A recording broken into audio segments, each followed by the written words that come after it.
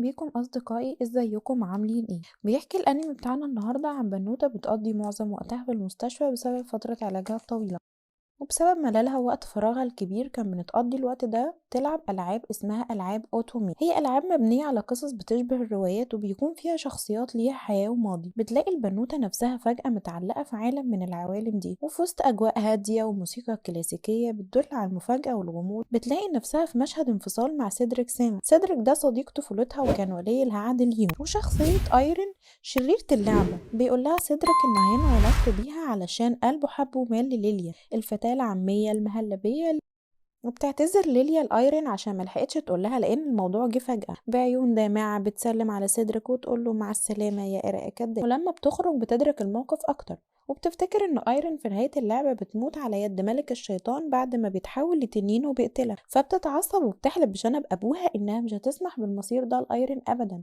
بتاخد ايرين بعدها وبتطلع على القلعة المنفي فيها ملك الشياطين في الغابة، وهناك في الطريق بتقابل شوية طيور سودا زي بيفضلوا يعايروها بفسخ خطوبتها، فبتشتمهم وتقول لهم هتجوز الملك بتاعكم ده وهتندموا، فبيضحكوا على هبلها. طبعا تقرر توقف ملك الشياطين عند حده بانها تعمل له سحر وتخليه تحت جناحها، لكنها بتفتكر انه بتاع السحر اصلا واكيد مش هياكل معاه الكلام ده. يعني ده كلاود جان ملك الشياطين واخو سيدريك بس مش الشقيق، يعني الاكس بتاعها اللي كرف لها.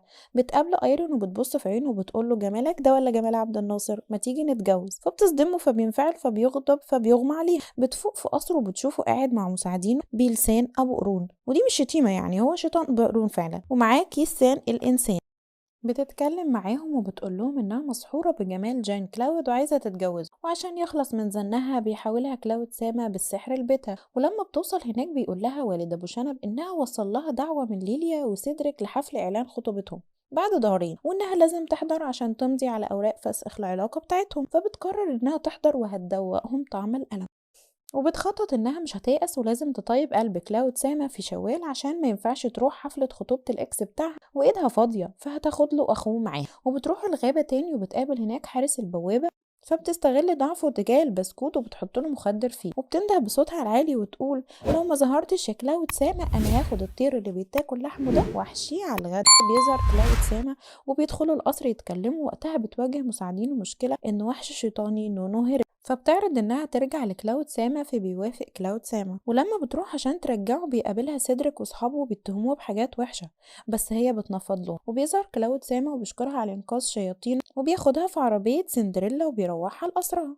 وفي الطريق بيسألها عن سبب رغبتها في الجواز منه، فبتقوله إن العالم ده عبارة عن لعبة كانت بتلعبها وهي صغيرة، وإنه هيتحول لتنين ويقتلها وهي عايزة تفضل جنبه عشان تحاول تمنع الحاجات دي أو الحاجات اللي هتأدي للنتيجة دي. فبيقول لها انتي هبلة بس عجباني. وتاني يوم بيقول لها والدها ان في خسارة مالية كتير بسبب سيدريك ولازم تعوضها عشان هي سترونج وومن. فبتخرج تفكر في حل، وفي طريقها فبتقابل جاسبر واحد من معارفها اللي شغال صحفي، وبيلم جاسبر باقي معارف ايرين واتباعها وبيطلعوا كلهم على قلعة كلاود سام وبيدخلوا يقابلوه كلهم. بعد كده بتتجمع هي والعمال سوا بيتفقوا على خطة العمل وبيفكروا في حل يجيب لهم فلوس، فبيقرروا انهم هيصنعوا منتجات تجميل عشان بتجيب فلوس زي الرز. وبيفضل الجو متقلب طول الفترة اللي موجود فيها ايرين في القلعة، وبيربط كلاود سامة ظل ايرون ببوابة يقدر يمر منها الشياطين. واثناء وجودها في غرفتها بالليل بعد ما بيكونوا نجحوا يعملوا منتجات للبشرة وايرين قاعدة بتفكر هتسوقها ازاي، بيظهر بلسان ابو قرون وبيقول لها من فضلك علميني ازاي ابقى شيطان ابن ناس عشان اظهر بشكل يليق بالملك في الحفلة. فبتوافق. وتاني يوم بيقسموا الشغل بين العمال البشر وبين الشياطين عشاق البسكوت وفطائر التفاح. تستمر الاصلاحات وبيمر الشهرين وبيجي يوم الحفلة وبينادي والد ايرين على ايرين عشان عايزين يلحقوا البوفيه من اول. فبتقول له بوفيه ايه بس يا بابا، ايه رايك في الفستان؟ فبيقول لها ايه رايك انت في القرون، وبتكون لابسه الفستان اللي قدمه ليها كلاود ساما. ولما بتوصل الحفله بتخطف ايرون الانظار بجمالها القاسي، وهناك بتسمع كل البنات بيتكلموا عن مرطب البشره بتاع شركتها اللي مسمياها باسم تاني، لكن في الواقع ليليا خرجت راحت عند ملك الشياطين وعملت عليه شويه بتوعها لحد ما اتعصب عليها وطيرها بره القصر اصلا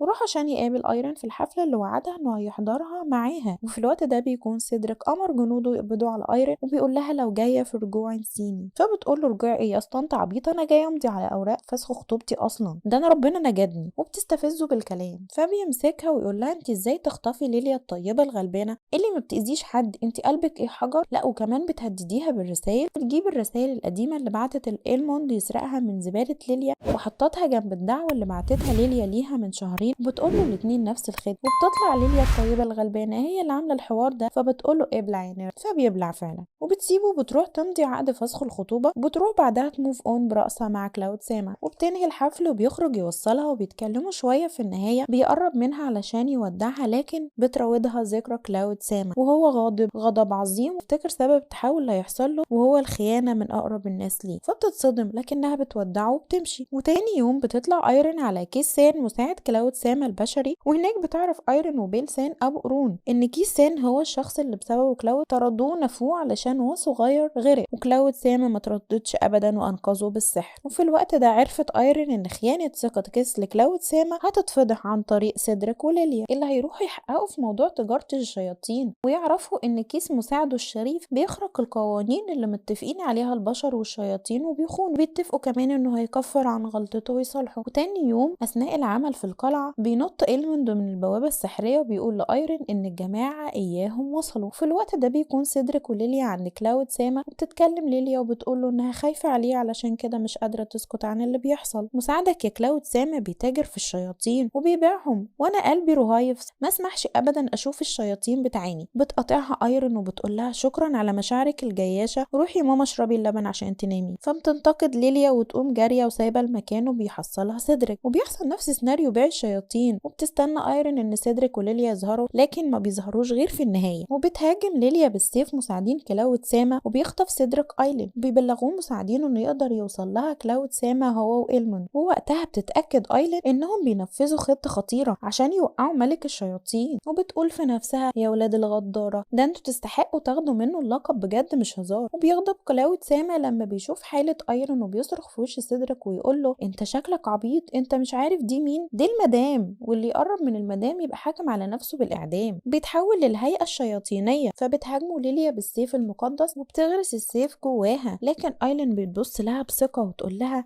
انها بتحمل دماء عذراء السيف المقدس، والاهم من ده انها بطلة اللعبة. وبتمشي لحد ما بتقع جنب الملك اللي بيكون اتحول لتنين وتقول له قوم يا سليمان بالله عليك، فبيغمى عليها قبل ما يقوم فبياخدها للبيت. وبعدها بيرجع لكلاود ساما لقب ولي العهد. تترشح ايلين للقب الامبراطورة وبيرتبطوا ايلين وكلاود ساما الرسمية. وبتحس ايلين وقتها ان الحياة بقى لونها بامبي وانا جنبك وانت جنبي وانها تقدر تواجه اي حاجة طالما مع كلاود ساما. بعد كده بتبدأ ايرين حياتها المدرسية زي اي طالب عادي او مش عادي خالص لانها بتبدأها في اكاديمية غير الاكاديمية بتاعتها، وكمان متنكرة في هيئة طالب جديد ولد اسمه ايلي كالو زي الكالو اللي عملته في دماغنا هي ولعبتها. المهم بتدخل الاكاديمية اللي اسمها اكاديمية ميشي من غير علم كلاود ساما اللي منعها تخرج عشان في حوارات حاصلة بسبب الشياطين الرافضين اللي علاقتهم سوا ممكن تتعرض للخطر. وبيكون كلاود ساما اتنقل اساسا كممثل للدوكوية اللي فيها الاكاديمية. تدخل ايرين الاكاديمية وبتلاقيها عبارة عن مجتمع ذكوري متعفن